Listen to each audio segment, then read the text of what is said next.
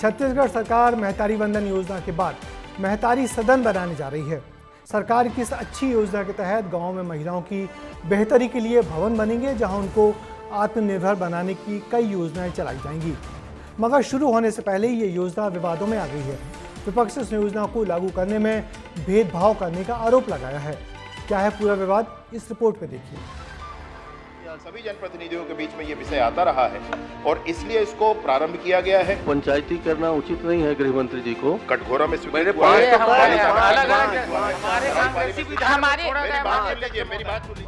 महतारी वंदन योजना के बाद छत्तीसगढ़ सरकार महतारी सदन बनाने की तैयारी कर रही है, लेकिन विपक्ष ने इसमें भेदभाव करने का आरोप लगा दिया है। छत्तीसगढ़ की साय सरकार महतारी वंदन योजना के तहत महिलाओं को सशक्त बनाने का काम की। अब दूसरी महत्वपूर्ण योजना महतारी सदन बनाने जा रही है, ताकि महिलाओं को प्रशिक्षण देकर आत्मनिर्भर बना सके। दरअसल ग्रामीण महिलाओं को आत्मनिर्भर बनाने के लिए सरकार नई योजना लेकर आई।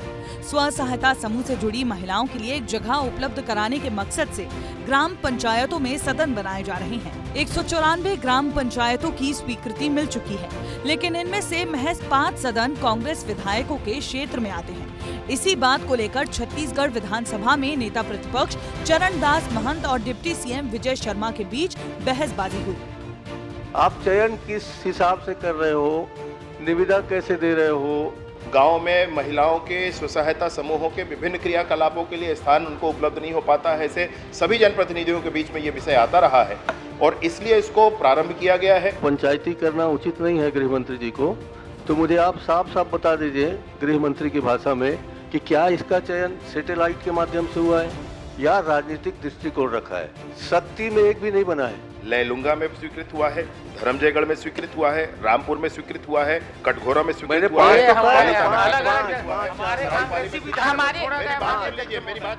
एक महतारी सदन की लागत 29,20,000 के करीब है, जिसके लिए बजट के प्रावधान से 24 लाख की रकम और स्वच्छ भारत मिशन से लगभग 4.5 लाख रुपए लगाकर महतारी सदन बनाया जाएगा।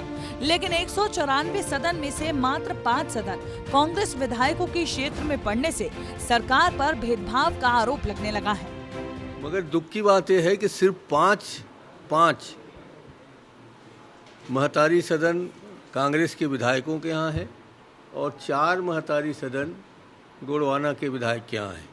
यानी कि 194 में से 185 भारतीय जनता पार्टी के विधायकों को चुन के दिया गया है। तो हम लोग कोशिश ये कर रहे हैं कि CLF लेवल पर पहले वो बन जाए, क्योंकि महिलाओं की बड़ी समितियां वहाँ होती हैं और उन बड़ी समितियों में वहाँ उनके बैठने की व्यवस्था हो जानी चाहिए। इसलिए इसको प्रारंभ कर रहे हैं। तो प्रारंभ करते समय सोचा कि पहले बस्तर से और सरगुजा की तरफ से हो जाए, और संभव संयोगवश ये है कि वहाँ प्रायः भाजपा के ही सारे विधायक हैं। महतारी वंदन योजना के बाद अब सरकारी सदन के जरिए प्रदेश की महिलाओं को साधने की कोशिश है। बहसबाजी के इतर महिलाओं को इस सदन का ज्यादा से ज्यादा फायदा मिले, यही उम्मीद की जा सकती है। विस्तार न्यूज के लिए रायपुर से खोमन साहू की रिपोर्ट। महतारी सदन पर कांग्रेस के विधायकों की आपत्ति वाजिब लगती है। तकरीबन 200 महतारी सदन में से 5 ही कांग्रेस एमएलए के हिस्से में आए हैं। बेहतर होता ये सदन आधे बीजेपी और आधे कांग्रेस के माननीय विधायकों को बढ़ जाते, तो इस योजना का गुणगान सभी करते। मगर इस योजना पर भी लगता है राजनीति ही हावी हो गई।